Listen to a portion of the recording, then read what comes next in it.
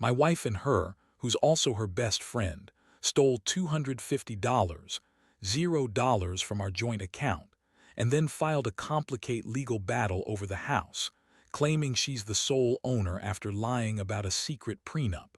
I'm devastated and don't know who to trust anymore.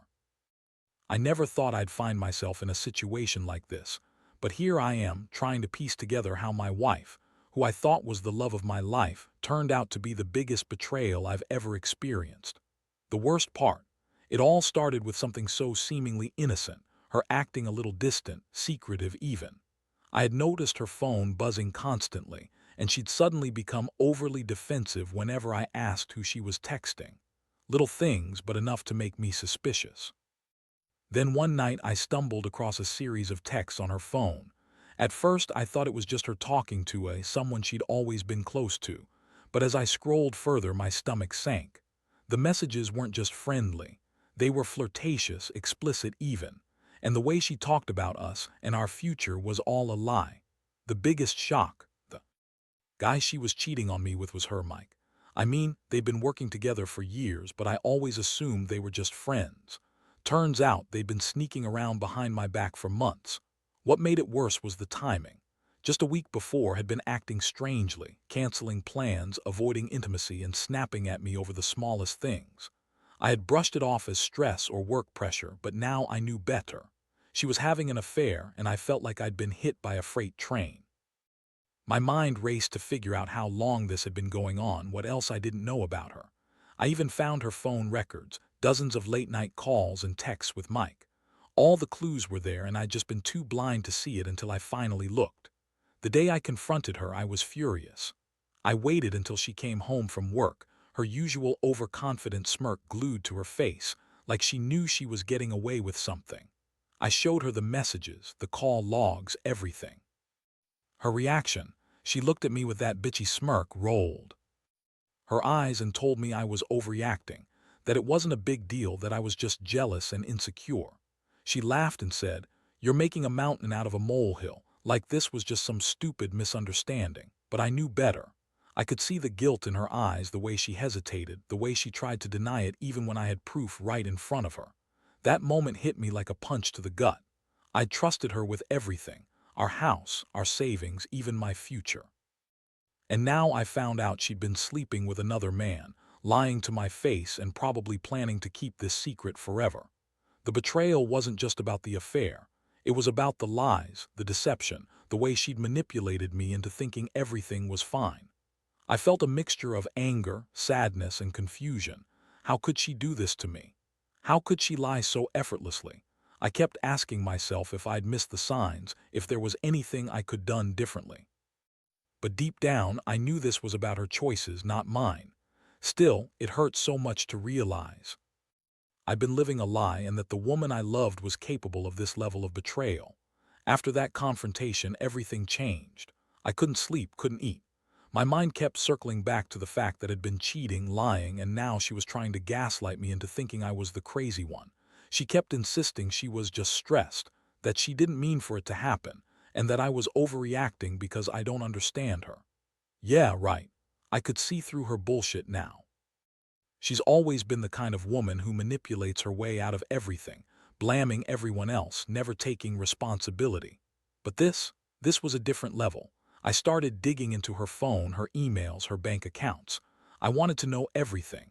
That's when I found something even more shocking, a series of withdrawals from our joint account, about $250, $0, disappearing over the past few months. I couldn't believe it. I'd always been careful with our money, and suddenly she's draining our savings like it's nothing. I looked into it further, and the more I uncovered, the more my blood boiled.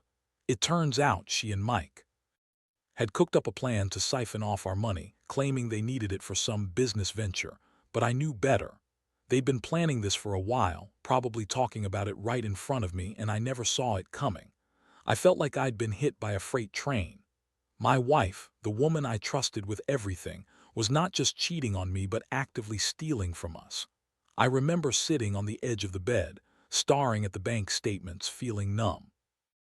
I couldn't believe I had been so blind. She lied about a secret prenup too, another shocker. She claimed she was the sole owner of the house, that I had no claim, but I had proof that we had joint ownership, that she'd been hiding documents and lying through her teeth. It was like everything I thought I knew about her was a lie. And then there was the legal mess. She filed to claim the house as her own, citing some fake prenup she'd fabricated. I knew she was trying to cut me out completely, to keep the money she stole and to leave me with nothing. I felt betrayed, furious and helpless all at once. I'd always believed in honesty and loyalty, and now I was staring at a woman who had played me for a fool. All those years together, the plans we made, the memories we shared, they all felt meaningless now. Her betrayal wasn't just about infidelity. It was about her greed, her lies, her complete disregard for the marriage vows we took. I started planning my next move. I knew I couldn't just let her walk away with everything. I needed a plan, not just to get my money back, but to make her pay for what she'd done. I spent sleepless nights researching legal options, talking to lawyers, trying to understand how to fight her in court. The more I learned, the more I realized I had a chance, but it wasn't going to be easy. She was cunning, manipulative, and she had her entire family and friends backing her up. But I wasn't going down without a fight. I was determined to expose her lies, to get justice, and to make her regret ever crossing me. In the meantime, I kept my distance. I didn't want her to see how much she'd hurt me, how deeply her betrayal cut. I kept my emotions bottled up, pretending everything was fine while inside I was burning with rage and heartbreak. I knew I had to stay strong, not just for myself, but to prove that I wasn't the fool she thought I was. I started documenting everything: texts, bank statements, emails, even recordings of her calls. I needed proof for the legal battle ahead, and I refused to be another victim of her lies. It's crazy how quickly your entire world can collapse. One moment I was happily married, planning our future, and the next I was drowning in betrayal, theft, and deception. But I wasn't going to let her get away with it. I owed it to myself to fight, to reclaim what was mine, and to show her that her lies and manipulations wouldn't save her from the consequences. I just wish I'd seen it coming sooner, but now that I know, I'm more determined than ever to make her pay. The more I dug into her affairs, the more I realized how deep her lies went. Was not just cheating on me, she was orchestrating a full-blown scheme. She'd been working with Mike, siphoning off our money, lying about the prenup, and somehow convincing herself she could get away with it all. The betrayal burned hotter than anything I'd ever felt. I kept asking myself how I missed all the signs.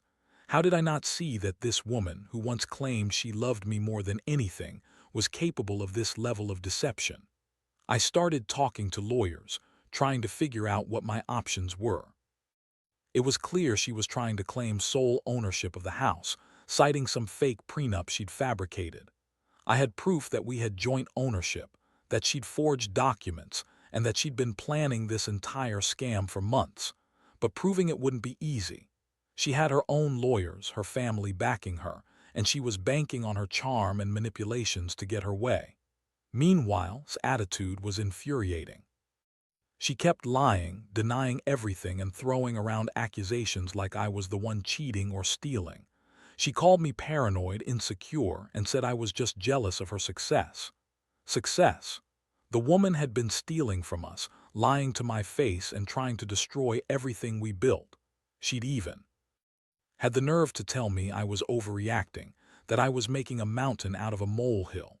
I couldn't believe how she could be so callous, so indifferent to the damage she was causing. Then came the unexpected. I discovered she'd been secretly meeting with her best friend, Lisa, who was also her.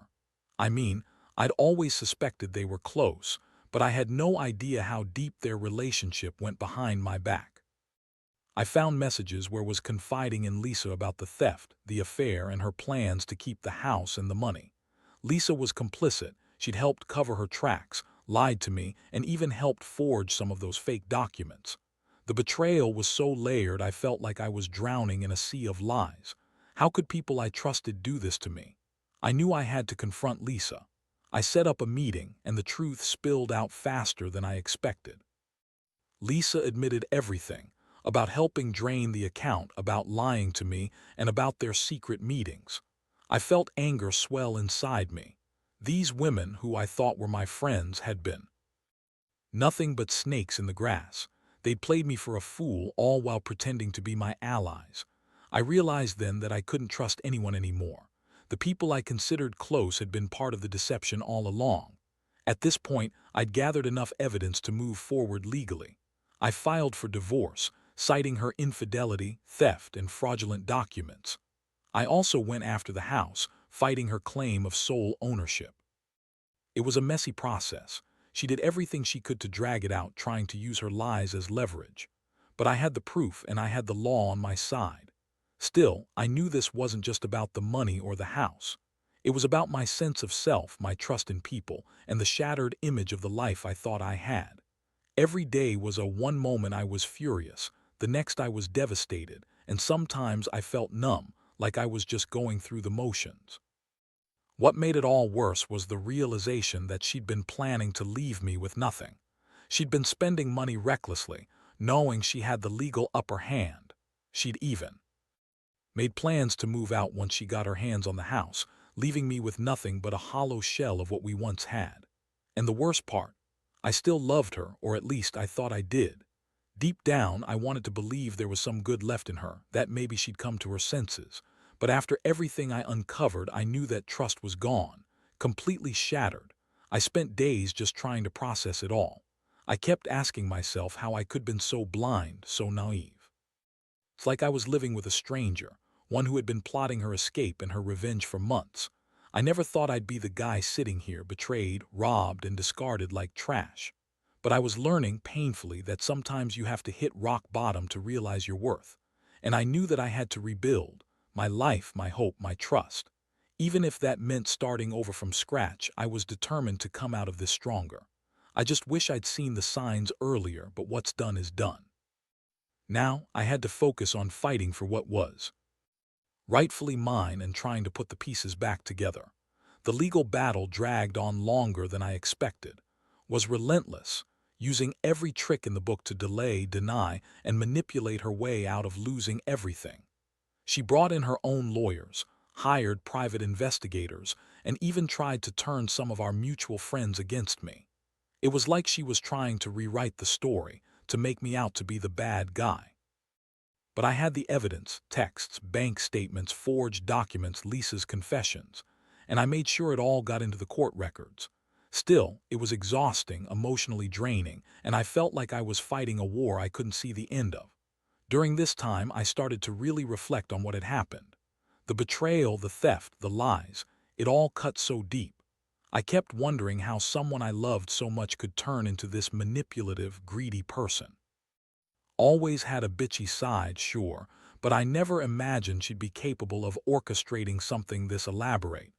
When she'd lie, she'd do it with a smirk, like she thought she was untouchable. And she was convincing, until I started digging. Until I found the proof. That's when I realized her whole personality was a mask, a carefully crafted facade to hide her true nature. One night I found myself sitting alone in the house we once shared. It was eerily quiet, filled with memories of better times, but all I could think about was how she destroyed everything. I looked around at the empty rooms, the furniture she'd tried to claim as hers, and I felt a strange mixture of rage and heartbreak.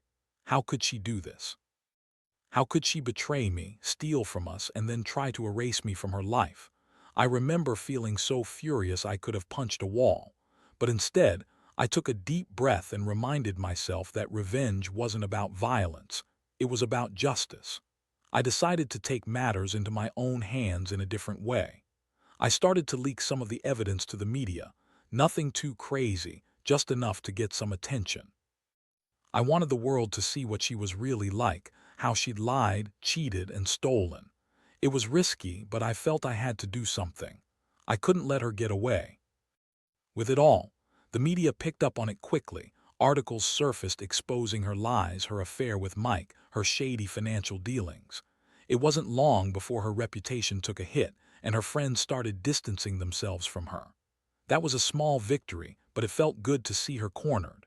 Meanwhile, I kept pushing forward with the court case.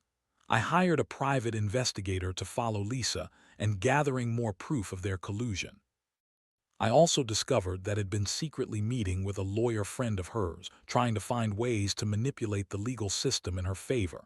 She'd even tried to bribe a witness, but I had that recorded too. Every step I took was calculated, precise. I refused to let her manipulate her way out of this. I knew she was scared. She'd been so confident before, but now I saw cracks in her armor. She was panicked, desperate, and I knew I had the upper hand. The day the court finally ruled against her was bittersweet. It wasn't just about the money or the house anymore. It was about justice. The judge ordered to pay back everything she'd stolen, including interest, and awarded me full ownership of the house. I felt a strange sense of relief, but also emptiness. The damage was done, and no amount of money or legal victory could undo the emotional scars. I'd lost my trust, my sense of security, and my faith in the woman I'd loved. Still, I knew I had to move on, to rebuild my life from the ruins she left behind. In the aftermath, I started focusing on myself. I went to therapy, worked on healing the wounds, and tried to learn how to trust again. It's hard, especially when your whole world is turned upside down by someone you once believed in. I also cut ties with Lisa and completely. They became strangers to me, people I once confided in, now just symbols of betrayal. I realized that sometimes the people closest to you can hurt you the most, and you have to be prepared for that harsh truth. Looking back, I see now how naive I was. I gave her so much, my time, my money, my love, and she threw it all away for greed and lies. I learned that trust is fragile, and once broken, it's almost impossible to repair. But I also learned that I'm stronger than I thought. I fought to reclaim what was mine, and I didn't let her destroy me completely. I know I'll never forget what happened, but I refuse to let it define me. Moving forward, I want to find someone who truly appreciates honesty and loyalty. Because if there's one thing I've learned from all this, it's that betrayal cuts deep, but resilience can heal even the deepest wounds, if you let it. The months that followed the court victory were a blur of rebuilding and trying to find normalcy again. I moved out of the house I'd tried to claim as her own, into a small apartment that I could call my own. It wasn't much, but it was mine. I started working on myself, going to therapy regularly, reconnecting with old friends I'd neglected during the chaos, and even picking up new hobbies to keep my mind busy. Still, every time I thought I was getting better, some new detail about and her schemes would pop into my head, dragging me back into that dark place of betrayal. One thing I couldn't shake was the feeling of being completely played. Had been so manipulative, so convincing when she lied to me, that I kept questioning whether I'd missed more signs, things I hadn't seen, clues I hadn't caught. It made me wonder how many other people out there had been deceived by someone they trusted. It also made me realize how important it is to pay attention to those small, instinctive feelings that tell you something's wrong. I'd always been trusting, maybe too trusting, but now I knew better. Trust has to be earned, and once broken, it's almost impossible to get back. Despite everything, I didn't want to carry the bitterness around forever. I knew I had to forgive, not for sake, but for mine. I had to let go of the anger and resentment if I ever wanted to move on. So I started doing small things to heal, meditating, journaling, and reminding myself that I was not the villain in this story. She was.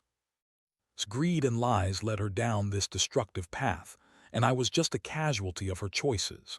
That realization helped me feel a little lighter, even if the scars remained. One day, I received a message from a lawyer I'd hired during the case.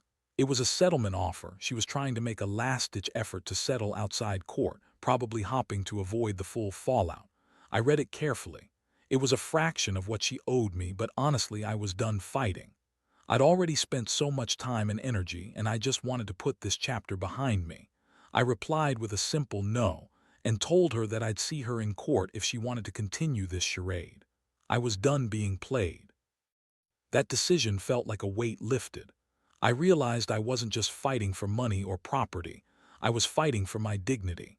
I refused to be the victim anymore, to let her manipulate me or control my life from afar. I started focusing on my career again, working harder than I had in years. I also started dating casually, trying to remind myself that life still had good things to offer.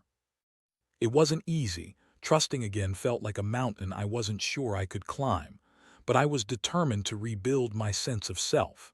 Looking back, I see how much I've grown from all this. I learned that betrayal can come from the people you least expect, and that sometimes the only way to survive is to cut your losses and fight for what's rightfully yours. I learned that revenge isn't always about retaliation. It's about justice and reclaiming your life. And I learned that even in the darkest moments, there's a flicker of hope, a chance to start over. I don't regret fighting, and I don't regret standing up for myself. Because if there's one thing this nightmare taught me, it's that I'm stronger than I ever thought I could be. And I won't let anyone take that away from me again. Now, as I sit here reflecting on everything that's transpired, I realize just how much I've been forced to confront about trust, betrayal, and myself. Betrayal was a blow that shattered my world. Her lies, her theft, her manipulations, they all left scars I know will take time to heal. But in the midst of that chaos, I found a strength I never knew I had. I learned that sometimes you have to lose everything to truly understand what's important. That trust, once broken, is almost impossible to fully restore, but you can rebuild your life on the ruins of betrayal if you're willing to face the pain and do the work.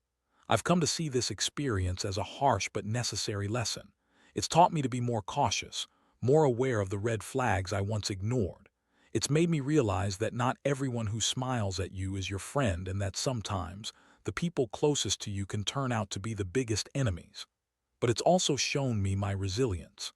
I survived her deceptions, fought back with everything I had, and ultimately reclaimed what was mine. That victory, small as it might seem, has given me a new sense of confidence. I now know I can stand up for myself, no matter how overwhelming the betrayal. Most importantly, I've learned to forgive, not necessarily, but myself. Forgive myself for trusting blindly, for not seeing the signs earlier, and for feeling guilty for what happened. Forgiveness is the key to moving forward. It's about releasing that anger and pain so I can finally close this chapter and focus on building a better future. I've realized that life is too short to carry around bitterness, and that the real power lies in choosing to let go and move on. Today, I feel a sense of peace I hadn't thought possible a year ago. I still have scars, but they remind me of how far I've come. I'm not the same person I was when I first discovered her lies. I'm stronger, wiser, and more cautious. I've learned that even in the worst moments, there's a chance to rebuild and find happiness again. It's not about forgetting what happened, but about accepting it, learning from it, and choosing to move forward with hope. To anyone reading this who might be going through something similar, trust me, you're not alone. Betrayal cuts deep, but it doesn't have to define you. You have the strength within to survive, to fight back, and to reclaim your life. It's okay to feel broken for a while, but don't let that pain keep you down. Keep fighting, keep believing in yourself, and remember, even the darkest night will end and the sun will rise again.